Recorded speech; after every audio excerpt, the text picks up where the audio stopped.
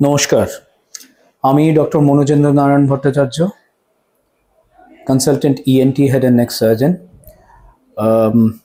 আজকে একটা গুরুত্বপূর্ণ বিষয় নিয়ে আলোচনা আমরা করব এবং এটা না খুবই ইন্টারেস্টিং। আমার যেটা মনে হয়, আপনারা অনেকে হয়তো জিনিসটা নিয়ে জানেন না, কিন্তু অনেকেই এটা নিয়ে ভোগেন কিন্তু জানেন না। যাই হোক, এইটা আলোচনাটা করার আগে একটা মজার জিনিস বলি। আজকে আমাদের অনেক জায়গাতেই এই ফ্ল্যাট হয়ে যাওয়ার জন্যে অনেক সময় হয় না যে প্রতিবেশীর সঙ্গে, পার্টিকুলারলি ওপরের ফ্ল্যাটে যারা থাকেন তাদের সঙ্গে অনেক সময় ঝামেলা ঝগড়া হয়। তার একটি প্রধান কারণ কি জানেন?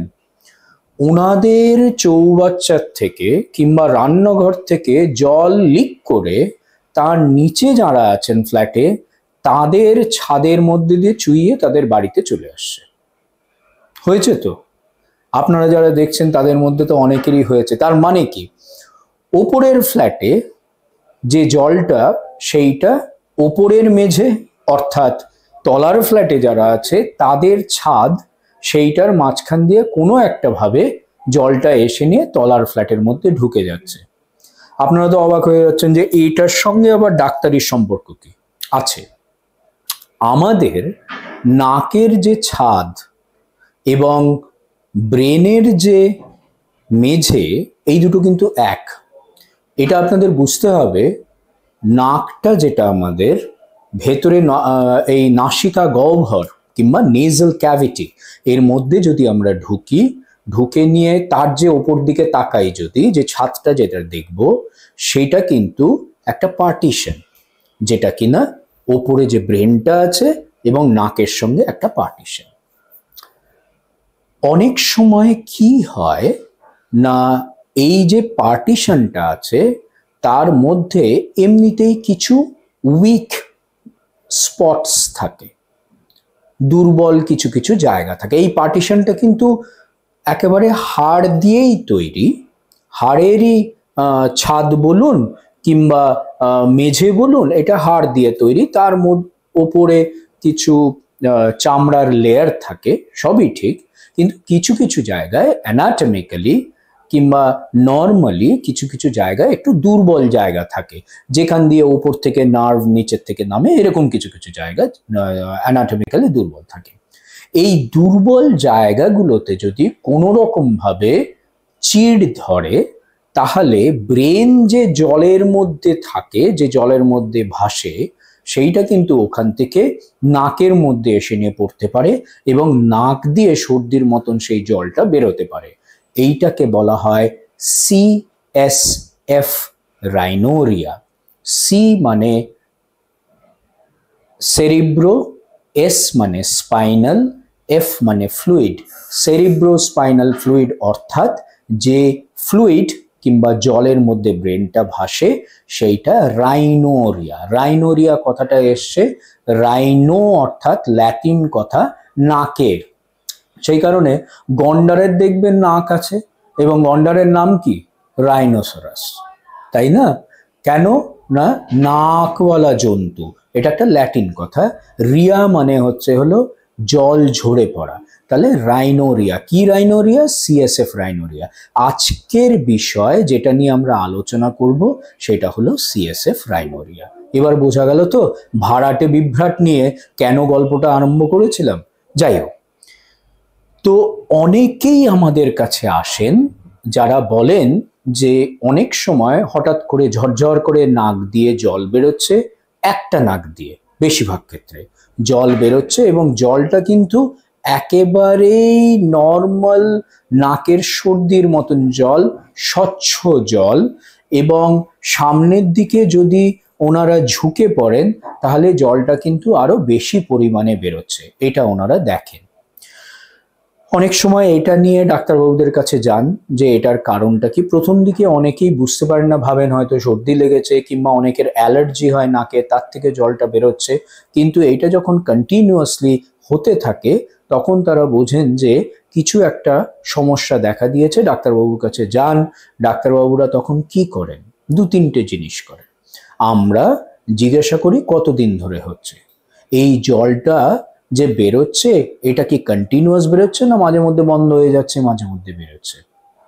এবং তারপরে যদি এই হিস্ট্রিগুলো ফিট করে যায় যে হতে পারে, আমাদের যদি সন্দেহ হয় যে এটা সিএসএফ রাইনোরিয়া হতে পারে, তাহলে পরে ওই আউটডোরেই আমাদের নাকের ভেতরটা দেখার জন্য স্পেশাল ক্যামেরা থাকে, যেটাকে আমরা বলি নেজাল এন্ডোস্কোপ।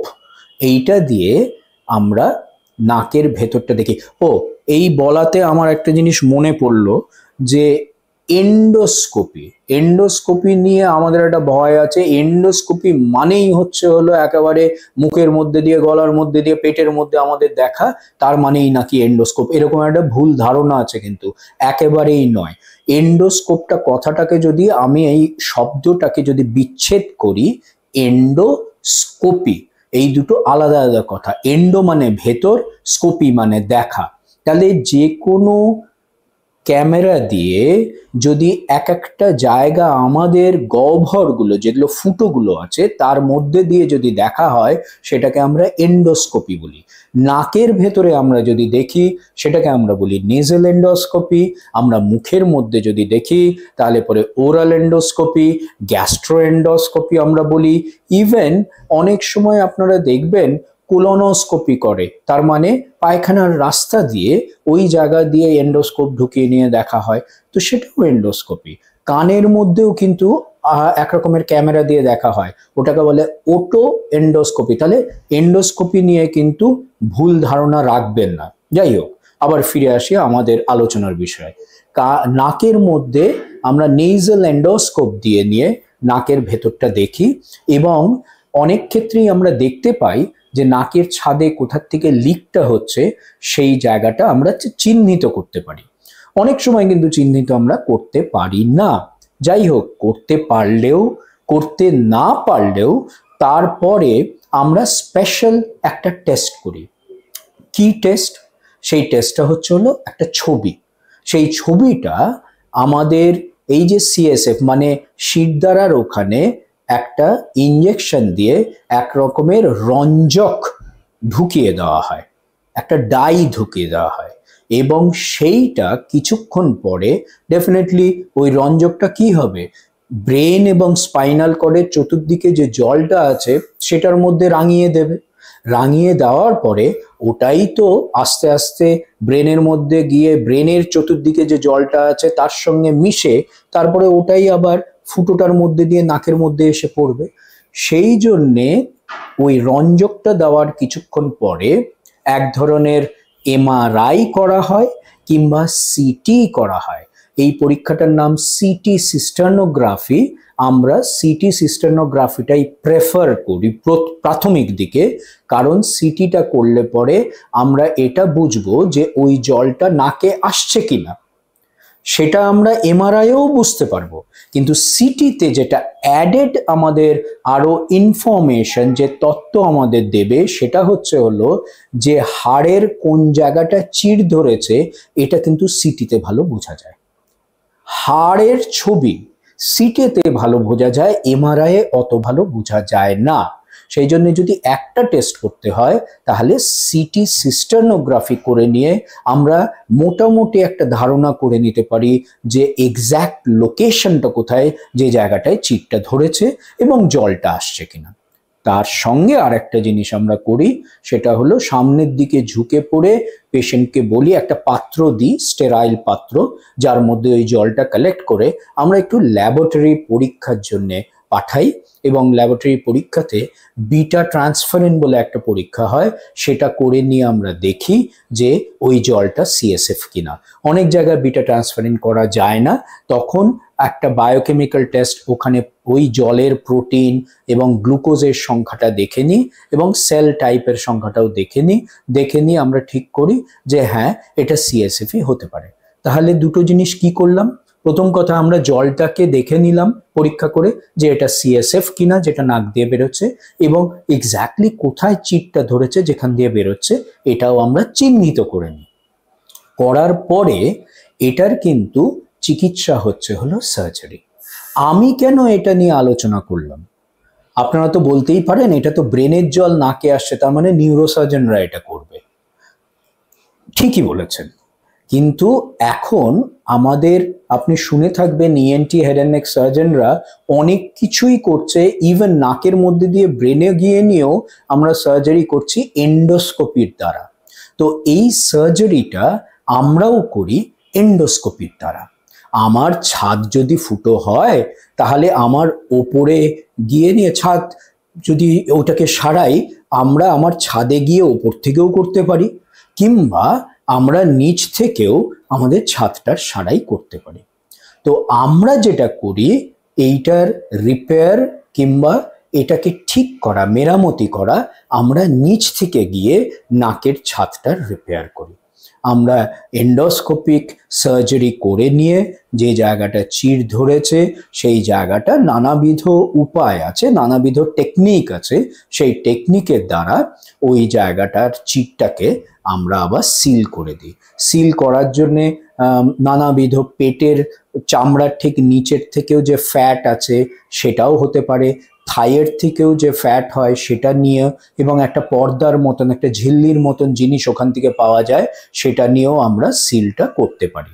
তো যাই হোক, এন্ডোস্কোপিক, নেজাল এন্ডোস্কোপিক আমরা সিএসএফ লিক রিপেয়ার করে দিই। সিএসএফ লিক রিপেয়ার করলে পরে জল পড়াটা বন্ধ হয়ে যায়। আপনি তো বলতে পারেন যদি আমরা এই সার্জারিটা না করি তাহলে পরে কি অসুবিধা হতে পারে? সবচেয়ে বড় অসুবিধা হলো এই কানেকশনটা যেটা ব্রেনের সঙ্গে নাকের হয়ে আছে, সেই কানেকশনটার জন্যে অনেক ক্ষেত্রে রিপিটেডলি নাক থেকে ইনফেকশন ব্রেনে চলে যায় এবং বারংবার মেনিনজাইটিস হতে পারে।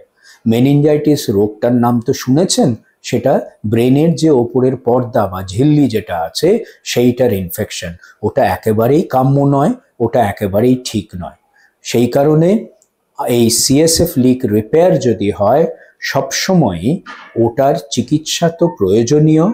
অনেক ক্ষেত্রে ওটা স্পন্টেনিয়াসলি নিজের থেকেই বন্ধ হয়ে যায়। কপাল ভালো থাকলে নিজের থেকে যদি বন্ধ হয় তাহলে তো ভালো, আর যদি বন্ধ না হয় তাহলে সার্জিক্যালি যেরকম বললাম সেইভাবে আমাদের বন্ধ করতে হয়। আপনি তো জিজ্ঞাসা করতেই পারেন এটা হয় কেন?